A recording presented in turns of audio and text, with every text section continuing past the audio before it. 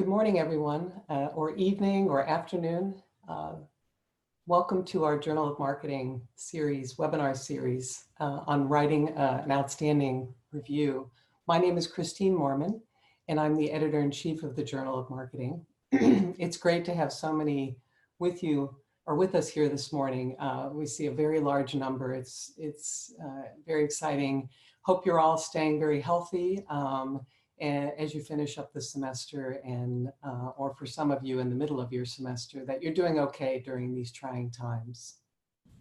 Good day from Sydney, Australia. Welcome at this webinar. My name is Harald van Heerde and I'm one of the editors of the Journal of Marketing. Thanks for joining us.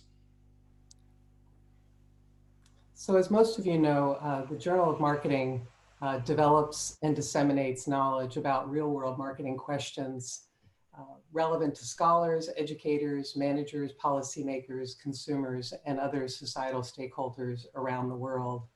And reviewing is a big part of the knowledge development process.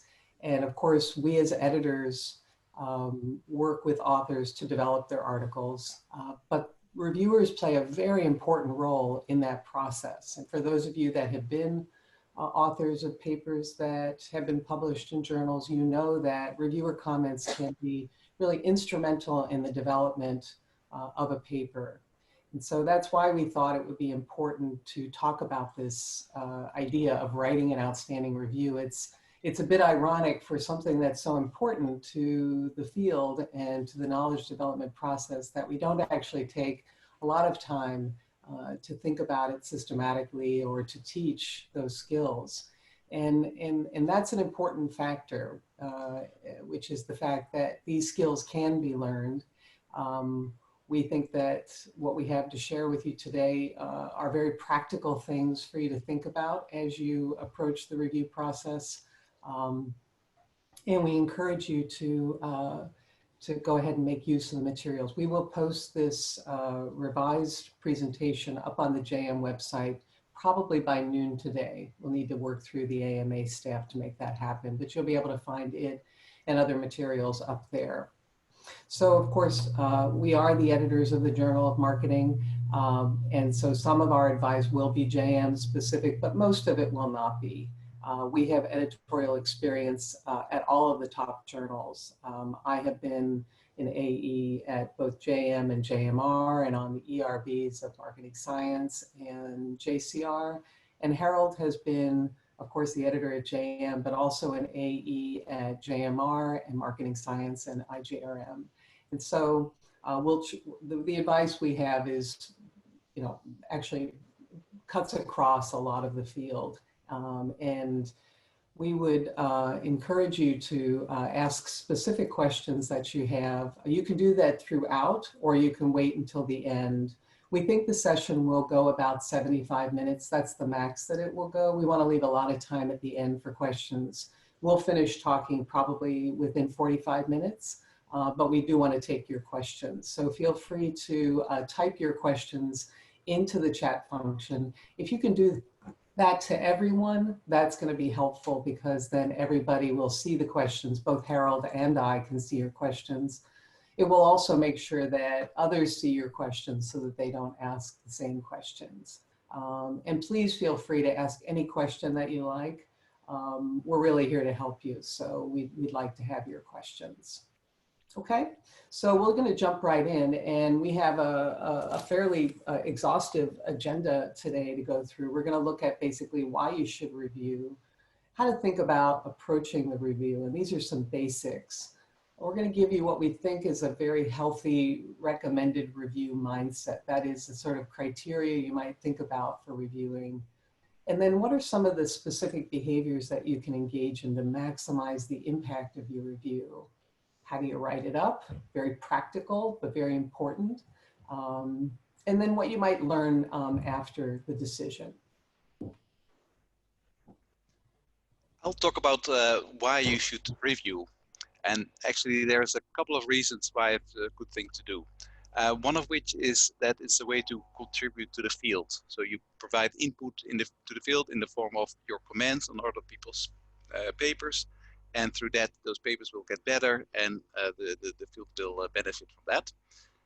It's also a matter of reciprocity. So that's how the system works, of course. You expect when you submit your papers that it's going to be reviewed, and vice versa. You have to step in now and then as a reviewer. It's also a great way to stay in touch with the literature as it evolves. So you learn about new substantive topics people work on, new data sets, new methodologies. It's a very good learning experience as well. And it also helps you to write stronger papers yourself. So you can, for example, see how people respond to certain approaches or ideas of way of doing research. And through that, you will also get a stronger skill set yourself in crafting strong research.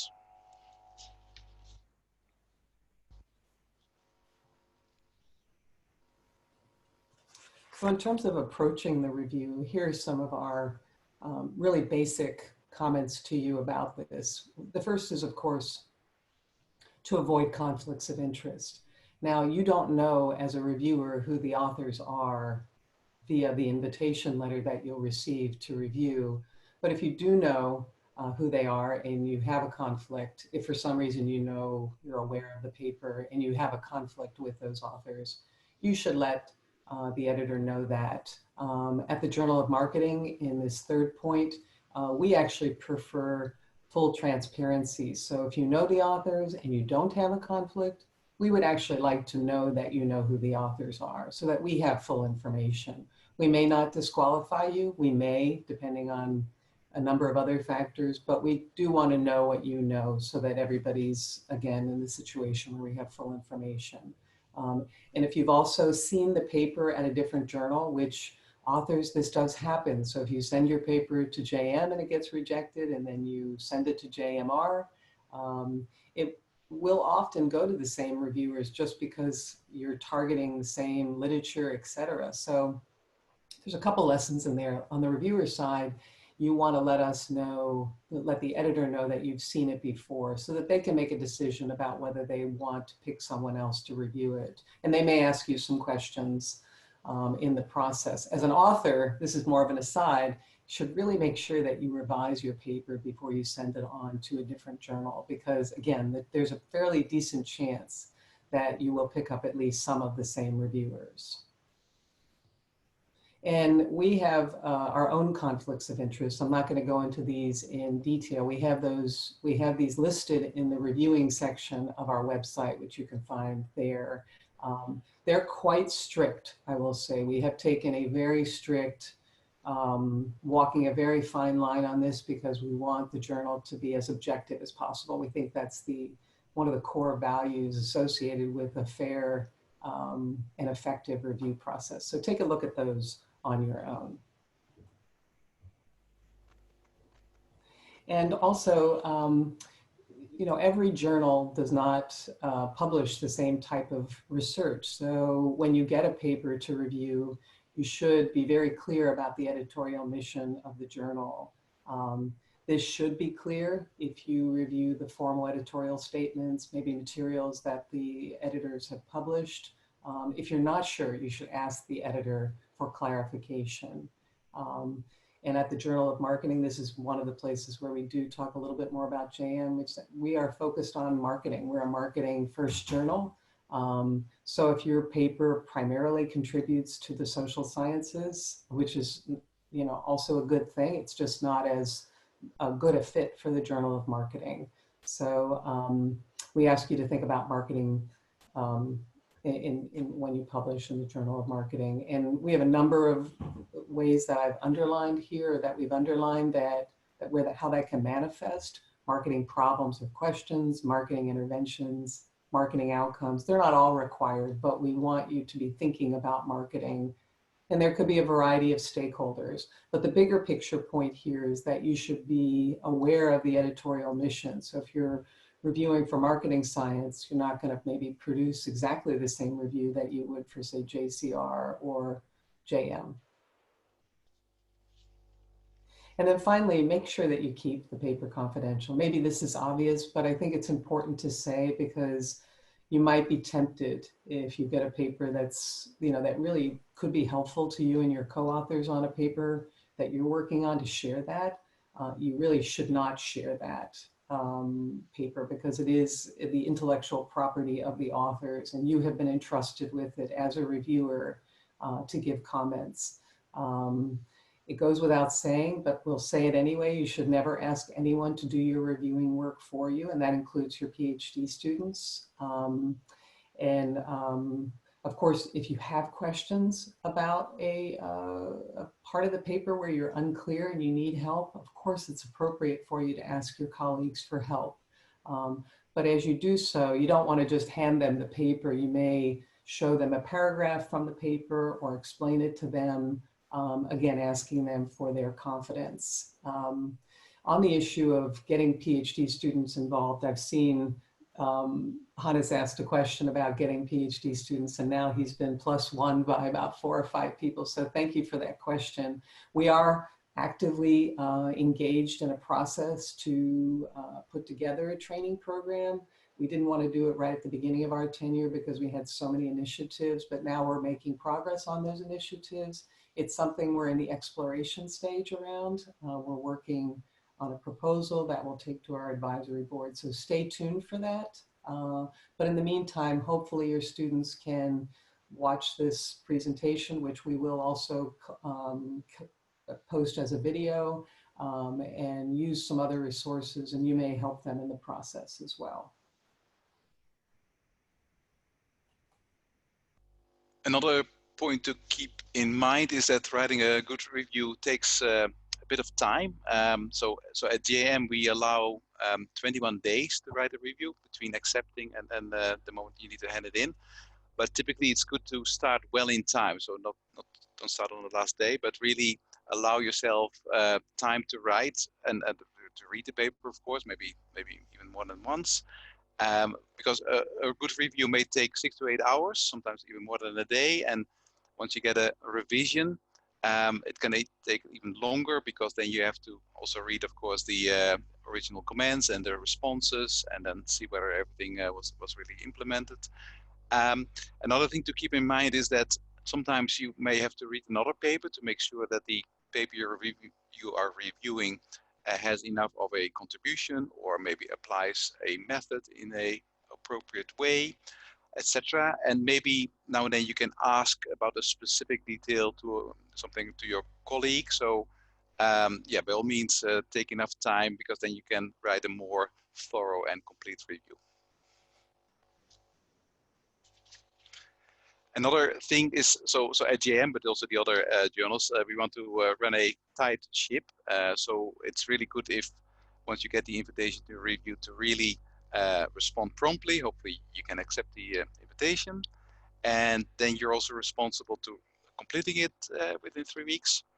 And another thing is that please don't cancel the last minute. Suppose you've committed to it and then the last minute something comes up and you can't do it for anymore, because that really harms the process, because then we are left with fewer reviewers, and it can also delay papers considerably if we have to ask somebody else instead of you. So please, once you commit to it, follow through.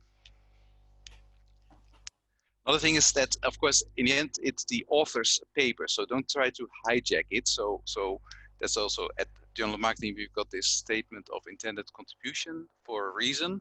That is the goal and the objective and the audience that the paper targets. So please try to respect that. Of course, it's always good to be helpful and to have a lot of comments, but please try to don't take it beyond a reasonable level. So thinking about, we've already talked a little bit about mindset as you approach, but let's go through some other things that are very important for you to think about as you approach the review in terms of mindset. The one thing that's really important, and perhaps you all know this, but I think we think it's worth saying that, you know, the more important the paper is, in a sense, we would like you to, and I think it's reasonable to cut those papers more slack. What that means is that, you know, if people are trying to do something really hard and important that's never been done before, of course you have to maintain some level of acceptability, but you may offers some more degrees of freedom around, things that, if you had sort of a very average paper, you might not allow those degrees of freedom. And so, we do want to publish very high impact papers, and often those will come into the review process, just almost by their nature. There's a little bit more open-endedness to them, and so you want to be thinking about the importance of the paper as you review it, and I think cutting those authors some slack. The second thing is that as a field, marketing is a field that tends to borrow its theories from other disciplines, and that's really from the beginning of marketing. We've done that. And we've continued to do it over time, and so that means that we're often linking to the economics literature, or social psychology literature, or anthropology literature, and that's fine. But as a reviewer, we also think it's important that you're open to what some people have called organic, indigenous, or homegrown theories. This means they really are coming from marketing.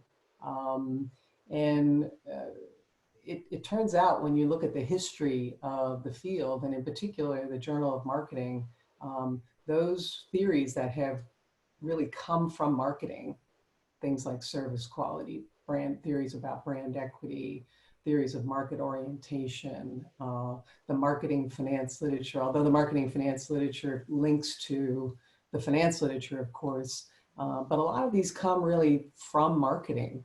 And so when the authors are citing literature, they're really inventing something from within the field. And just because they can't hearken to that more established social science literature doesn't mean that there's anything wrong with the paper. It's really, we want you to be open to that, because we think there's a big impact for the field in doing so.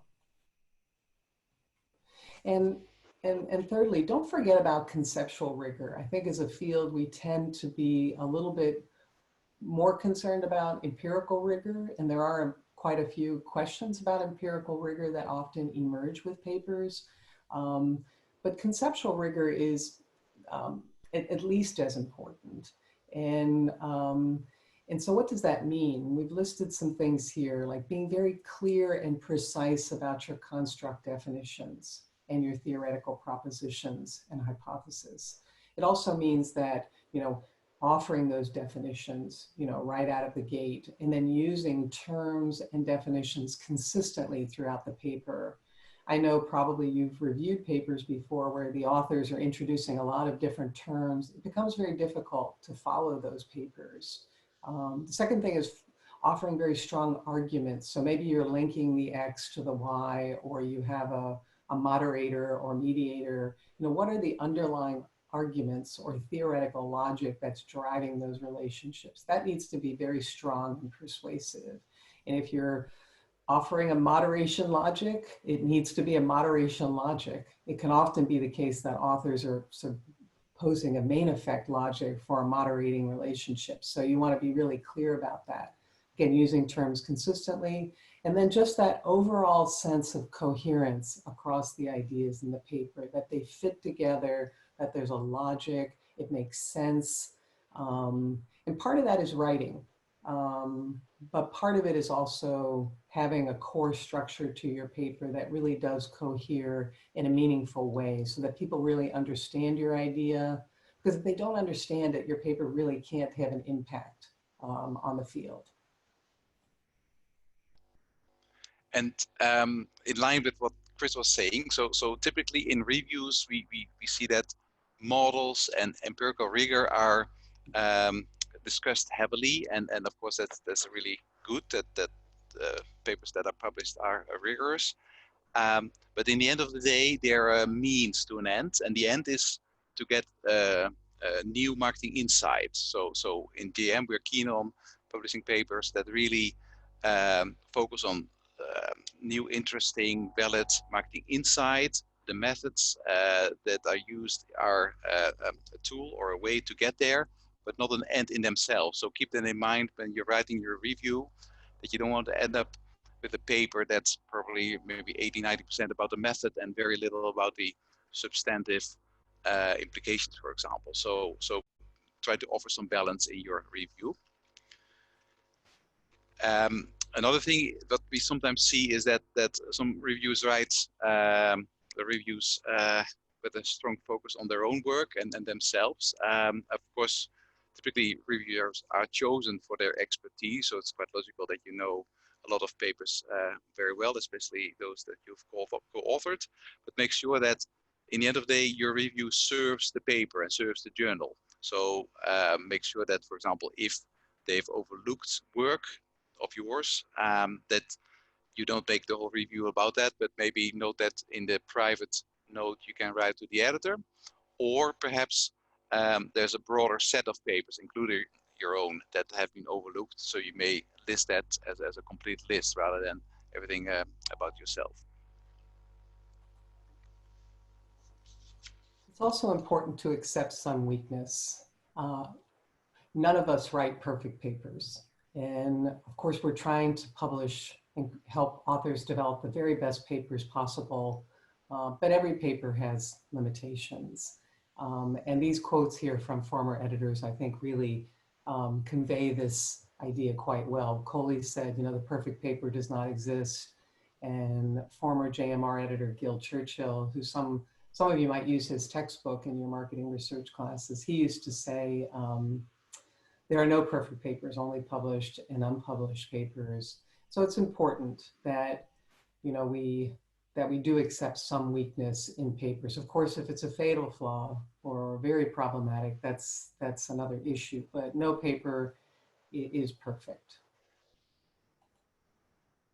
And just big picture, this is a very important idea to keep in mind, the golden rule here.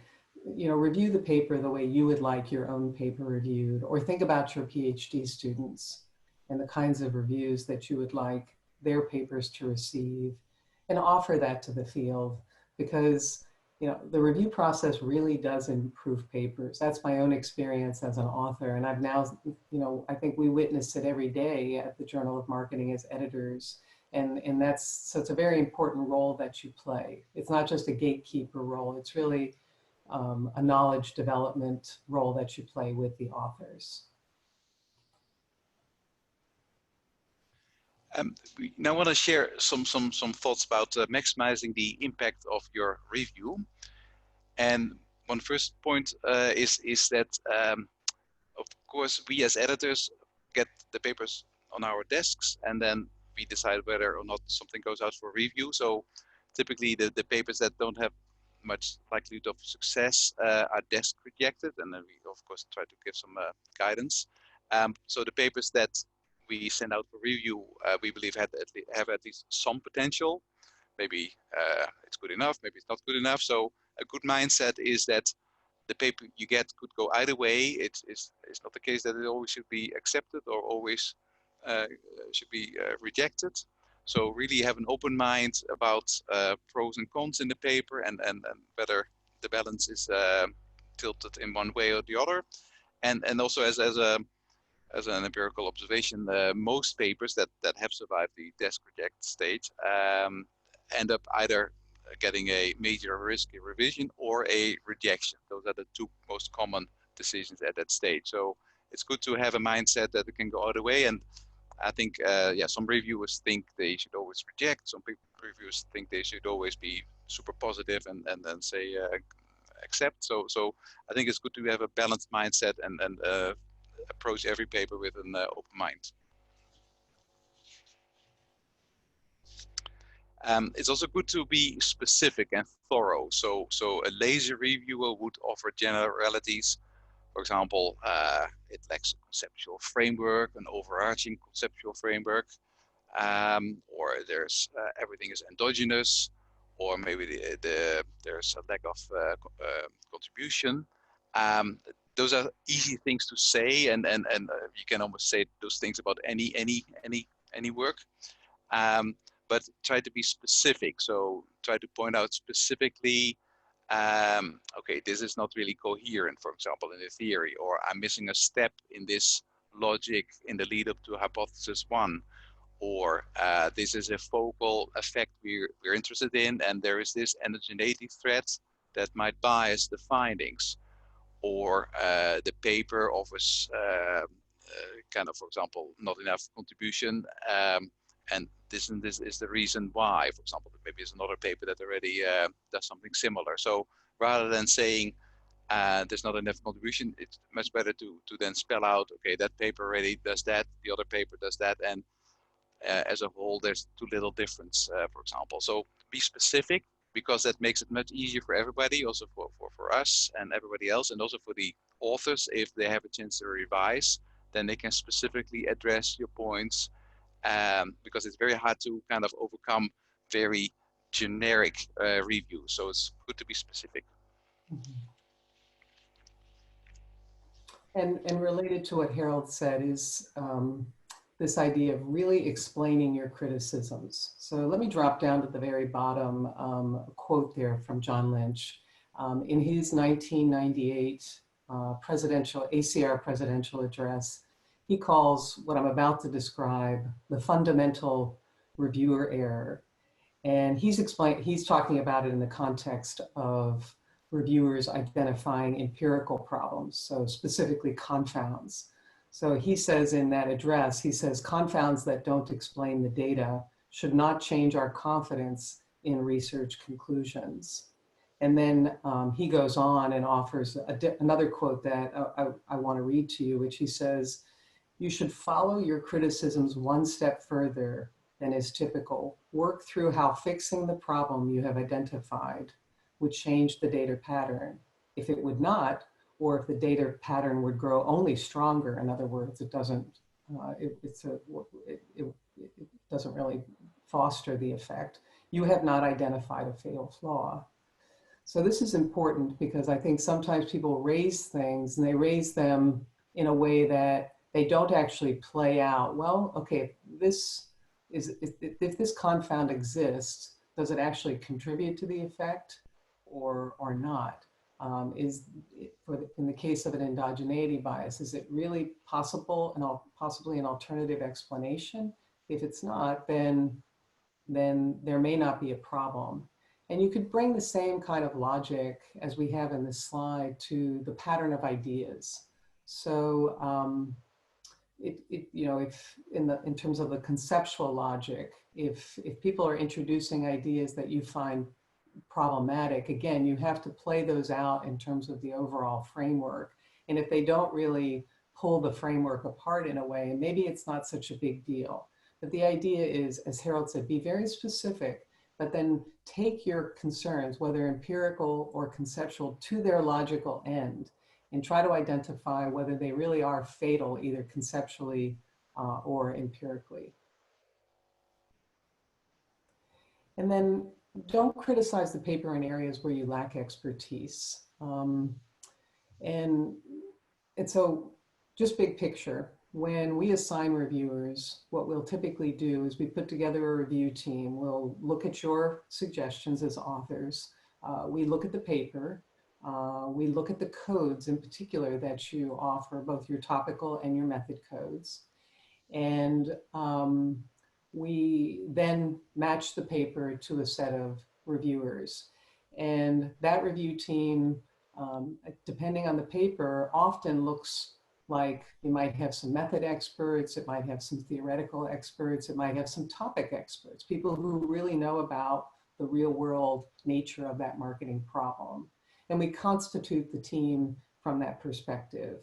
And so that means you as a reviewer, maybe you have been selected primarily because of your methodological expertise. And so, you may not feel very qualified to address the theoretical issues in the paper.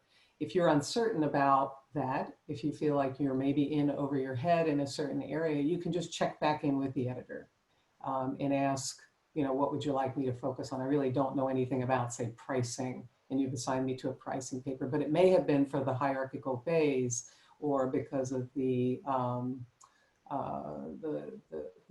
more interpretive approach that the authors are using that you have been asked to review the paper. So, but be careful not to reach too far behind your expertise or to offer caveats to your comments to make sure that people know that that you may not have expertise in the area. And then maybe above all, be constructive. And because this is really where the review process can help authors. So I think sometimes, especially younger reviewers, for those of you that are joining us today, there's a sense that maybe I just need to identify a set of criticisms. These are the problems, problem 1, problem 2, problem 3, problem 4. What is most helpful is if you identify the problem, and to do so, as Harald said, very specifically, but then offer a suggestion. Say, you know, okay, your theoretical framework's really lacking. You use X theory, but actually Y theory might be better for you. This other theory might be better for you.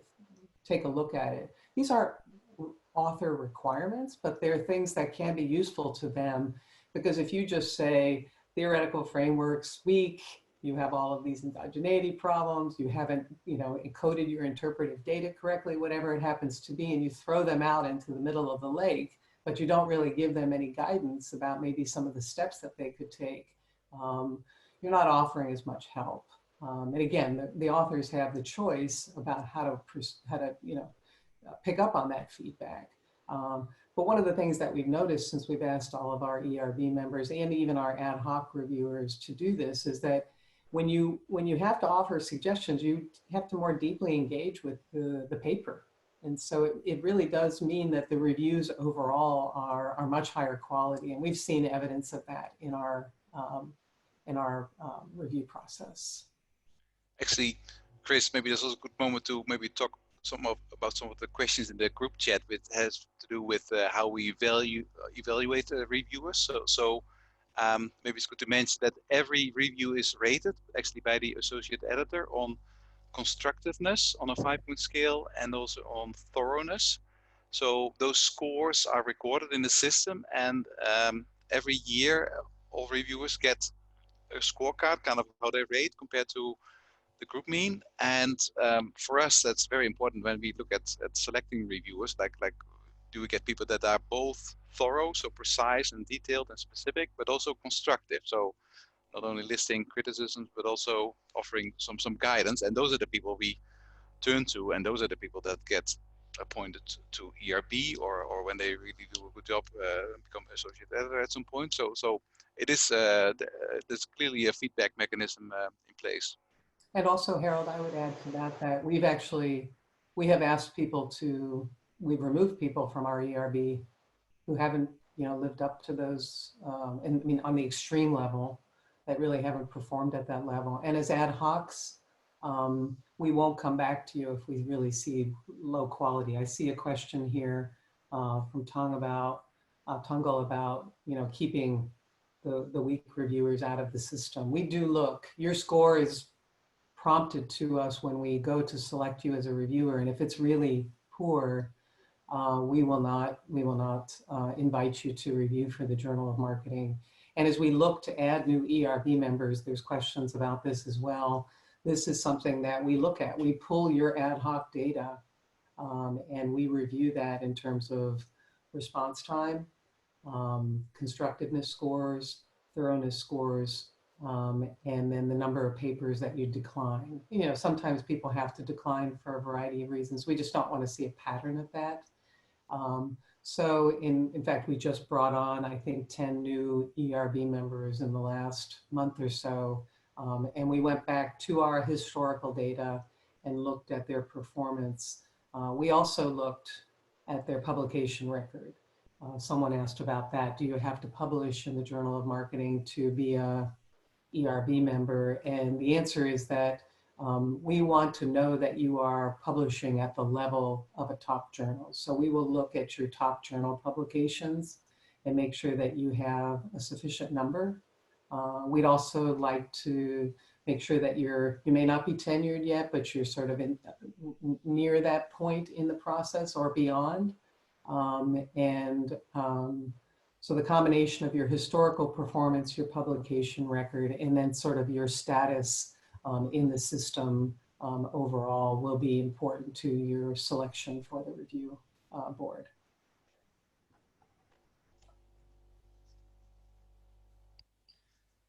Another important thing to keep in mind is to be tolerant. Very often you might get a paper, let's say that's in your domain, let's say your substantive topic, but maybe doesn't follow the method you typically follow or use. And that doesn't mean that that other approach is wrong. So that's important to keep in mind, that in the end of the day, we are into publishing papers that address interesting, new, relevant marketing problems and use appropriate tools to address that question. And it can easily be a method that is different from yours. So for example, you might be into Bayesian modeling, but they use some other statistical technique, or perhaps you're an interpretive researcher and this happens to be a lab experiment you're reviewing, or vice versa. So it's very important to be able to take off your hat, so to say, your methodological lens, and be able to look at the paper in its entirety and whether it achieves its goals. And I think that's also the beauty of marketing. We all come from different angles, from different perspectives, different types of training. There's structural people, there are computer science people, people coming in from psychology and other many different fields. So I think that's the beauty, that there's so many approaches to conduct marketing research, and I think that's something when you do your review you should keep in mind. Another thing is that, of course, if you start thinking about nowadays, of course, when you submit your paper to Journal of Marketing, there are 3 reviewers, there's an AE, there's an editor, so collectively it's often quite demanding in terms of things that need to be done for a successful revision. So be, I would say, quite careful in terms of course, if something is important, then it should be raised and it should be addressed. But if you, for example, ask for new data that corrects only a minor flaw, perhaps in some of the operationalizations, or maybe you ask for a robustness check that's maybe going to affect the estimates at the 3rd decimal, then it might take months and months, or maybe half a year, for the authors to do all that with very little gain. So I think that's important to kind of balance. And in general, it's good to distinguish between things that are essential, so the must-haves, to really become acceptable, versus those are nice to have. So for example, maybe a new data set, or perhaps the latest methods. Those are maybe nice to have if the current data or the current method do a sufficiently good job. It's also good to write your review in a rather dispassionate way. So don't use emotional language. Avoid absolute. So don't say this has to be done before the paper becomes acceptable. That's not something you should write. You can strongly suggest it, but maybe there are other ways out. And in the end of the day, of course, there's the AE and the editor, and maybe collectively there might be a different approach compared to the one that you would propose. And another good piece of advice is to just think about the review process as a product development process. So you're evaluating somebody else's review, new product, so to say. So just focus on the product, not on the authors or on the persons behind the review. So just, if you criticize the paper, and often you will, then write about the paper is, or the theory is, rather than you or the authors are, because that right away makes it much more personal and interpersonal, and nobody really benefits from that. So rather use a third person kind of style, and stay kind of objective and reasonably dispassionate in your language. Another point that's really important from a process perspective is to try to raise your concerns as early as you can in the review process. If you see some fundamental problem, you want to try to get that out in the very first round, if possible. Otherwise, it can really slow the process down. So that's why that first review is absolutely essential. And that's where most of the work is done in the review process. There may be more work, of course, later, but this is where the majority of the work is done in that first round. And the second thing is to be consistent across reviews of the paper. And you don't want to be flip-flopping. You like it one time, now you don't like it. I would say you don't really want to raise new concerns later in the process, unless, of course, the authors have changed things. So maybe going from, submission 1 to submission 2, they were asked to change a lot, and they bring forth a whole new conceptual framework. Of course, at that point, you do have an opportunity to criticize it anew and to offer suggestions as if it were new. But for the stuff that's been there from the beginning, it's really very important to try to make those suggestions early in the process. Okay, in terms of writing the review, these are very mechanical but very important steps. So let's go through those with you carefully. And I see a lot of questions coming in so far, but let's try to go through. We just have a few sections left, and then we'll cut back to the questions. So formatting. Generally, what we see is that kind of a 2-page single-spaced format is sufficient. Sometimes people do slightly longer than that. This would be kind of on the first round or second round. As the process progresses, hopefully that review is getting shorter. It's very important that you number your comments, because if you just write a long narrative, it's going to be very difficult for the editor or the AEs to tag your comments. They could say reviewer 1, comment 1. So that really helps everybody with navigating the revision process.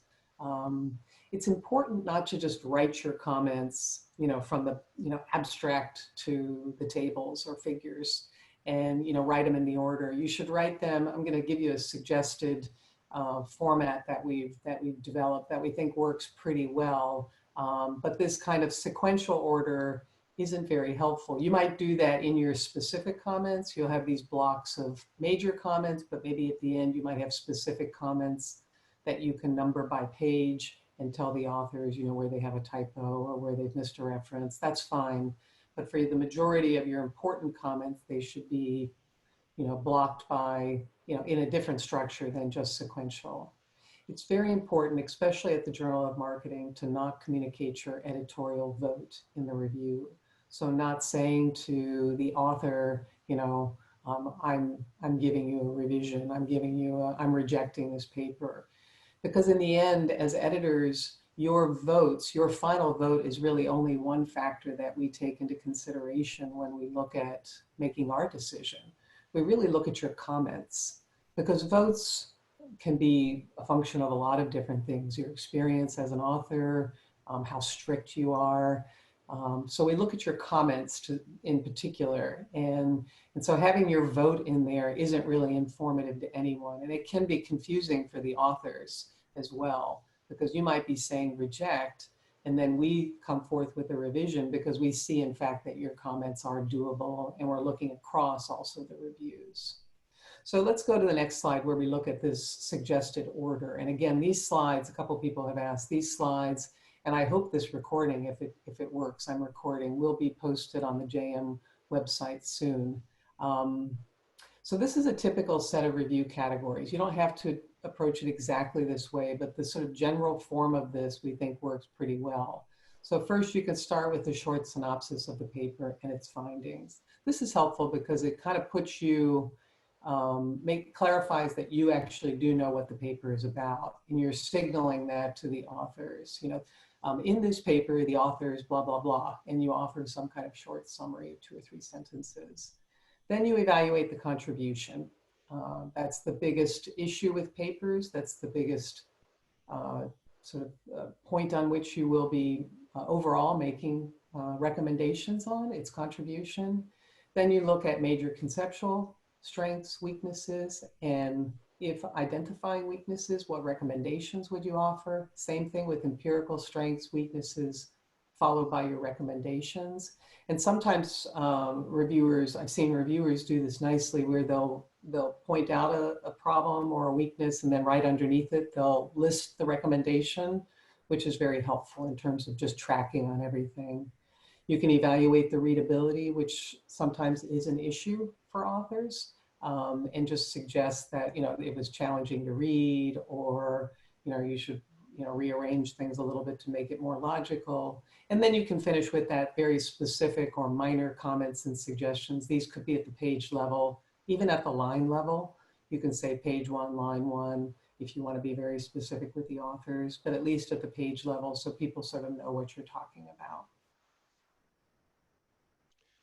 Another good suggestion is to wait with submitting your review. You might even sleep on it, in the sense that it's maybe good sometimes to draft it and then maybe in the afternoon or evening after that something else crosses your mind, actually something important that you need to add, for example.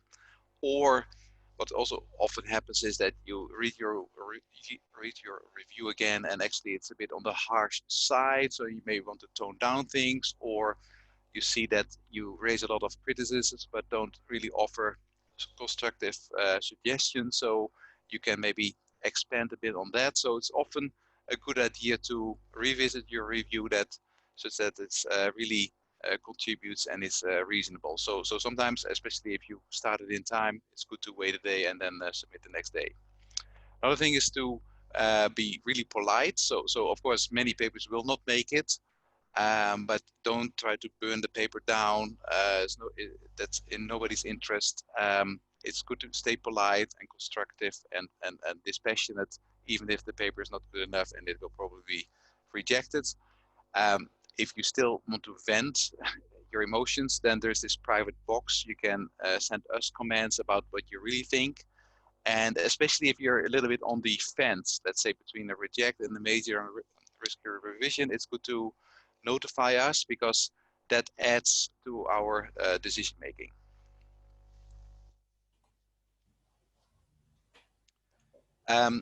Another advice is to write your reviews in words.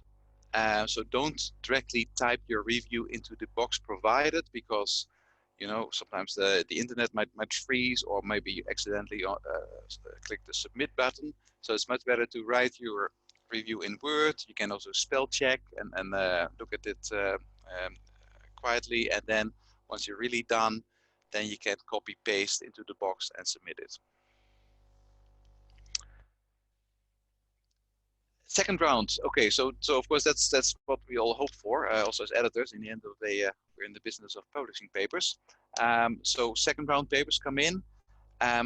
It's good advice to really read the revision notes maybe first. Actually, that's my advice, because then you see what they were requested to do, how they responded. I typically advise to read the whole package, so not just your own bit. For example, your review too. So don't read just that, but the whole package, because then you see the entirety of the comments and what was done about it. Another important thing to realize is that at JM we ask authors to make a list of major revisions at the beginning of the reply document, so that everybody is on the same page and understands what has been done. It's also a way to make this overall document length shorter, so that authors can refer to, for example, major change number 2 later on, rather than repeating whole blocks of text. We all know those big reply notes, they've really grown out of proportion sometimes. So that's something we do about that. So when, for example, you have a comment and the authors write, please see major change number 2, then you should not be unhappy that you get so little response, but you should be happy that your response was or your comment was so important that it actually led to major change in the paper. So it's good to be aware of that. And when you read the paper, it's maybe good to go back and forth between the reply notes and the paper to really make sure that they've done what they said, and whether that's good enough. And again, those revisions can take longer than initial submissions, because you have the whole package of responses to go through as well. So please allow for enough time. Okay, so let's look then at finally after the decision. This is where we think there's a real learning opportunity, especially as a new reviewer. So after the decision, You'll see then, you will see the editor's letter, you'll see the AE report, you'll see all of the other reviewer comments. All of that comes to you. So when the letter is sent to the authors, you are blind copied on that as a reviewer. And so again, looking at those documents, try to understand the editor's decision. Couple points, specific points. Don't take it personally if the editor makes a different decision than your recommendation, because again, the editor is thinking about the whole, you know, the mission of the journal. They're looking across all of the reviewers. They're looking at your specific comments, not your vote, as I mentioned earlier. It's also the case that sometimes we overrule because we want to try to do something. You know, we see that this is a very innovative piece of research, that it's risky. Maybe it was something that you didn't really like, but we see an opportunity. And so really look at those comments and try to learn as much as you can. And in particular, read the editor and AE's letters to see if they pointed to your comments. This is a very positive thing, because that means that they're saying to you, you identified the most important things in this paper. And we agree with you because we're restating those to the authors. If you miss something, that's where maybe if you keep the paper and go back and look to see, well, how did I miss this? So that you're attuned to those kinds of things next time and you have an opportunity to review. Okay, so we are now at the stage where we can take some questions. And so I see a lot of questions that have come in. And so Harald and I will just handle those together. I think there were questions really from the beginning. We handled some of those as we went. And some of these questions are about publishing in the Journal of Marketing, but most of them, I think we have enough time. We've got 25 minutes or so here so that we could easily answer all of these questions. And some of them I think we have. So we talked about, do you have to publish in JM to review from Janet? We dealt with that. Thank you, Janet. Hannes, we asked about the training program and everyone that voted in your direction. There's a question here from Niket. What should we do as reviewers to help the editors match requests to review with our interests and expertise? There are two things I think you can do. First, make sure that your reviewer profile is up to date on Manuscript Central. And we have a link on our website where you can go and do that. And so make sure that those are fully up to date. The other thing is that feel free to, especially if you are somebody that's reviewing, if you're qualified to review, you could send us an email and say, I'm interested in reviewing, and here are some areas where I would like to review. That's perfectly appropriate for you to do that. So Harold, what about this question from Jenny? Do you see this from Jenny Olson? She says, great insight, thank you. Do you want to take that question? Yes, so yes, we talked of course about important issues and important work being overlooked. So of course this is all subjective, but I think a few guiding principles for JM at least is that okay, something has to be rooted and relevant in the real world. So it should be not a made up problem or a hypothetical problem. It should be really happening in the real world. And hopefully it is a problem that has real consequences for consumers or for firms or other stakeholders. That, let's say, your research can really make a difference on those problems. Of course, ideally, those problems haven't been addressed to a great extent yet. So you're not the 100th paper on the domain, but hopefully the first or one of the first. Of course, your paper has to make sense from a, let's say, theoretical point of view and methodological point of view. Yeah, I think important issue is something that happens in the real world, unaddressed, real consequences, and your research addresses that. Important work that is being overlooked. So in my view is that, of course, when you start working in the area, then you need to be aware of everything that has been published and that's relevant and that should be cited in your paper, and your paper should be positioned against that and to make clear how it contributes. Of course, ideally you work on something that hardly anybody has ever worked on. So then in that sense, it's always easier to position your paper as being the first in the domain. But very often there's relevant streams or kind of inputs you can still discuss and should discuss in your positioning your paper. So I think that would be my take on that question. Yeah, and I would just add one thing, which is some of you've been in our research development workshops and have heard this quote that I can't remember it exactly, that I offer that Jerry Zaltman provided about impact. So the idea here is that how many people's minds would you change, you know, on this particular topic? So would you really change the way that people think or act around a particular area of marketing? That's important. And that could be consumers, that could be managers, that could be policymakers or other societal stakeholders concerned with marketing. So I think that's another addition that I think dovetails nicely with Harold's comment. So we had a question from Janet about conceptual rigor. She thought that our examples aligned more to quantitative research rather than qualitative or mixed methods. First of all, I didn't mean to suggest that at all. I think conceptual rigor is quite independent of the method that was chosen. This is really the ideas in the paper, which for qualitative work are often even more important, because you might have a narrative that you're developing or an emergent theory that you're developing that has to be constructed quite logically and in a way that communicates something of interest to the field. But then you ask a more specific question at the end, Janet, where you say, I assume reviewers are assigned linked to methodological considerations. That's right. So if we have, for example, a qualitative paper, not all of the reviewers will be qualitative researchers. Some of them might be more focused on the substantive domain. Some might be more, there may be a theoretical issue, but at least probably 2 of the 3 will have more of a qualitative orientation. But we definitely try to provide some linkage there because we want those reviewers to be able to comment. So if you're doing hierarchical bays, there will definitely be both the editor or the associate editor and at least 1, maybe 2 of the reviewers will know that method so that they can help you develop the paper.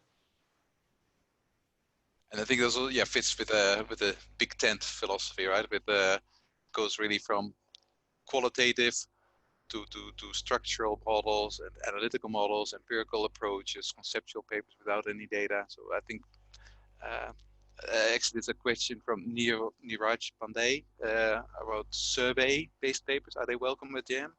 Yes. Yes, and so they are.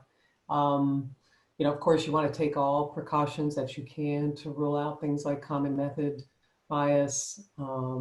There's very good papers published now that offer guidance on what you need to do, but there are some topics in marketing that you can only study if you have survey data. And so, you can't use secondary or experimental data to study, many marketing organization issues, for example, which is an area where I work. So we're very open to that, but you need to be careful to make sure that you offer a view of the findings in terms of their validity and that they really do represent what's happening in the real world. So yes, so as a reviewer, you shouldn't just out of hand reject a paper because it uses survey data. That would really go against our editorial philosophy. We're really looking at the problem that you've identified, the objectives that you have. In fact, we have a paper coming out. I don't think it's on the website yet, but it's on tolerating failure, which uses, the first study is all survey-based. And then there's a second study where they use some additional data, but it's primarily a survey-based data paper. So take a look at that. It should be up on the website really any day now.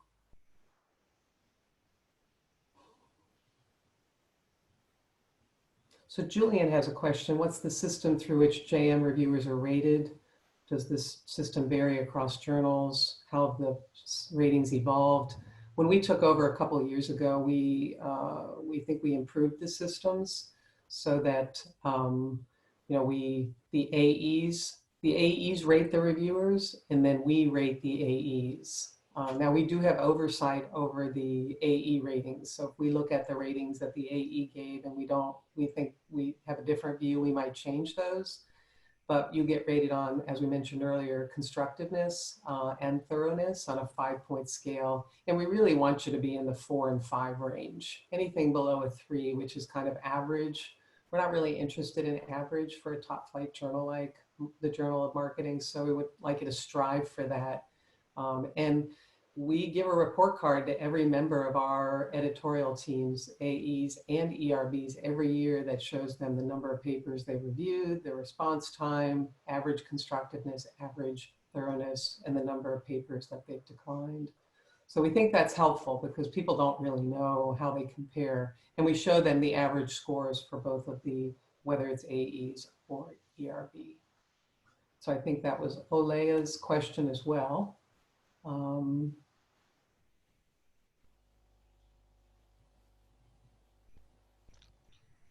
Got this question from Kay about paper presented in a conference I attended, and then later you got an invitation to a review. Then of course you know the identity of the author.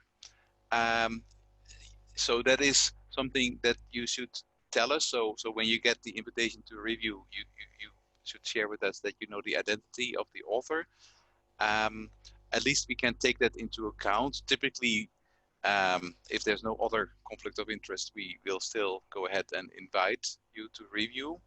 But it's just good to kind of disclose that. Great. And Beth asks, when writing a review, in that separate section that Harald mentioned for the editors, so in your editorial form, it says to the editor, which also goes to the AE, by the way. So you should know that goes to both the AE and to the editor. The AE knows who you are. In fact, we ask the AEs to help us pick the reviewers. We offer them suggestions, but as subject matter experts, they give us feedback, and sometimes we shift those reviewers out. So the AE and the editors see that private comment box, which is just above where you offer your comments to the authors. And in that editor box, it's most important that you offer a very unfettered view, meaning a very blunt and clear view of your reactions to the paper. And also, as Harald mentioned, if you're on the fence, because if you click reject, but you actually were wavering, you're thinking, maybe there is something here, maybe they can do it. You should tell us that, because that's very good information. And you can be, again, as blunt as you want with us. We've asked you to be polite with the authors. We don't want you to be blunt with the authors, but we do want you to be very clear with us about how you what you think about the paper. Anything that you think will be helpful to us as we make a decision.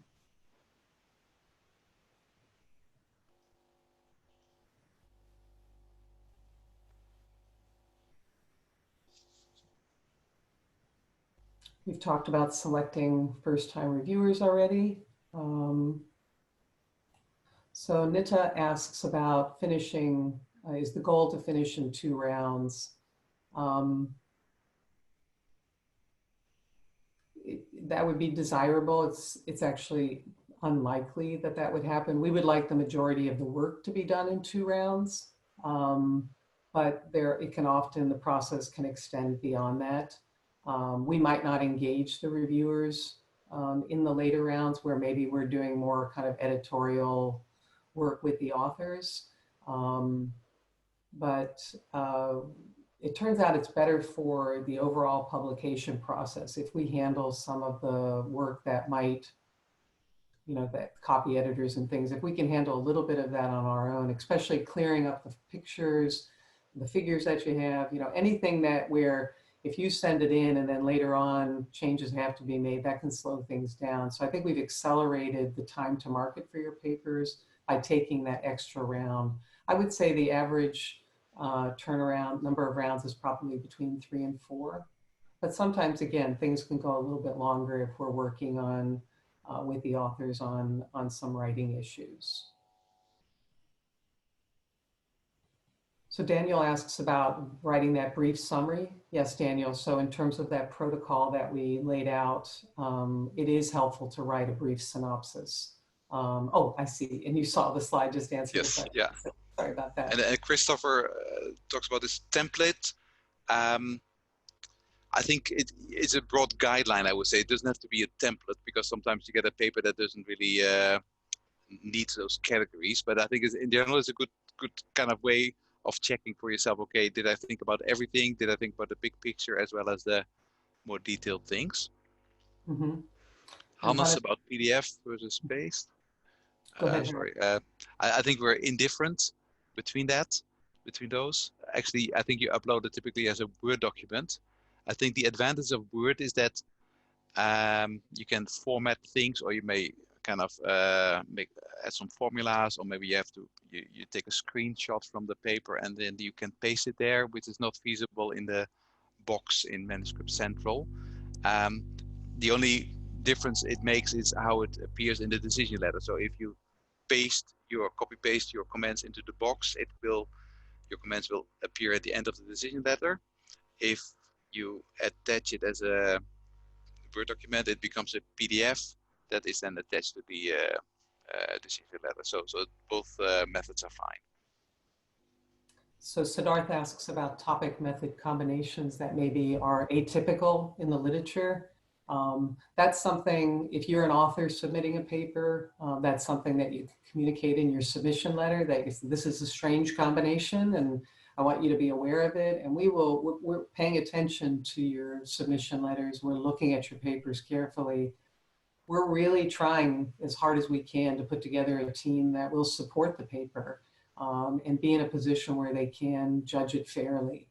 So just communicate as well as you can with the editor. And Joe asks a sort of a follow-up related question around publishing mixed method papers. And of course, that's true from an author perspective, but also as a reviewer, you might be involved in a paper where you have an experiment or even depth interviews followed by secondary data, and as an author, you worry a little bit about that combination, but and Joe's worried in this particular case about the reviewers with different expertise, asking all kinds of different things. So this is where the AE and the editor play an important role. And this is where our job and what we tell our AEs is to provide a roadmap for the authors that lays out very clearly what they need to do in order to move forward. And then we will either extend that or reinforce that in our letter. But we're looking for an integration of those comments and a prioritization of those comments. And so that's something that is really in our job description. If you're worried about it as an author, on submission of your paper, you should just tell us that, look, I've got these multiple methods. This is something that, please be attuned to it as you assign the reviewers. We will likely do that. And the team will reflect that. And then we'll be looking to kind of bring it all together in our letters to you. And as a reviewer, if say you're the experimentalist, but then they also have depth interviews, as we mentioned earlier, you probably want to sort of stick with where you are most comfortable in terms of your expertise and qualifications. And that would probably be most helpful because we will have a qualitative person on the team who can address those issues. And some people, I think these days, many of us have multi-method expertise. And we see a lot of papers that cut across paradigms. So if you have expertise that cuts across, please feel free to share that expertise. Harald, do you want to take the question from Peng on analytical modeling papers? Yes, yeah. So I would agree that indeed, let's say JM is not a place where you see a lot of analytical papers. I think the more natural home for those papers is perhaps marketing science, DMR, also because of, let's say, the people who are on the ERB and the associated editors. I think there's more expertise at those journals than at JM. But JM is open to analytical papers as long as they address a real world marketing question that's really not made up, but really in the real world, and that can say something meaningful about that as well. And of course, there's a bit of an inherent conflict because, of course, analytical models are stylized, typically simplified, kind of number of actors, for example. So often, what we look for is let's say, perhaps some when you come to the back end of the paper, when perhaps some simulations are shown or some potential scenarios, that those values are taken from the real world, or that perhaps at the front end of the paper you kind of show with empirical data certain patterns that actually your analytical model can explain, and then ideally at the end of the paper there's again a link to the real world. So and actually I've got currently a paper that's analytical. It's probably going to be conditionally accepted. So there's room for those papers, but I would say in the end of the day, you don't want the method to dominate the paper, and of course that's often the nature of analytical papers as well. So yeah, I think there is room. Typically, you would typically see those papers more at JMR Marketing Science, but JM is open to those papers. Thank you, Harold. And there's a question from Rob about arbitrating between the, in parens, increasingly large online appendices and summaries of this material in the paper. As an author, you want to make sure that the most important material is in the paper. And then you can put details or stimuli or maybe tests of robustness checks of tables and things in your web appendices. These are getting increasingly large. And so I think the most important rule of thumb as a reviewer and as an author is that we want the most important things in the paper so that future readers can really access the material and learn as much as possible from your papers. Relitza asks about publishing exemplary reviews. Good morning, and this is something that we've talked a lot about. We have to work through a process of identifying those and getting permission from both the authors and the reviewers. So it's something that we talked about during our last editor meeting, and so stay tuned for that. I'm hopeful. I'm very hopeful. So I think we're probably ready to wrap it up. And this is a good time. And let me just kind of finish with a few JM things that might be of interest to some of you. We've run now webinar series, both for managers and for scholars. Of course, this is one for all of you as scholars, but the next webinar for managers will be at the end of May. Encourage you to attend. A lot of academics do attend these because you get a very nice short review of the papers that we're publishing. These are 2 forthcoming papers. The titles are different than the actual published papers. The cultural products paper is out. It was published in the last issue of the May issue of JM. The customer experience paper, which is a really nice qualitative paper. And I think, Anton, you're with us today, so congratulations. He'll be presenting during the webinar for managers. Love for you to attend, but also love for you to share these within your networks because they've been extremely well attended. And again, in the spirit of one of our editorial principles, which is JM should matter to more people, we really want to get the word out on all of our papers. So this is just another effort.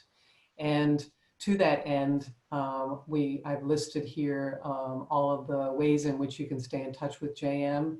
And we want to thank you in advance for your service to the Journal of Marketing. And I think we can close now.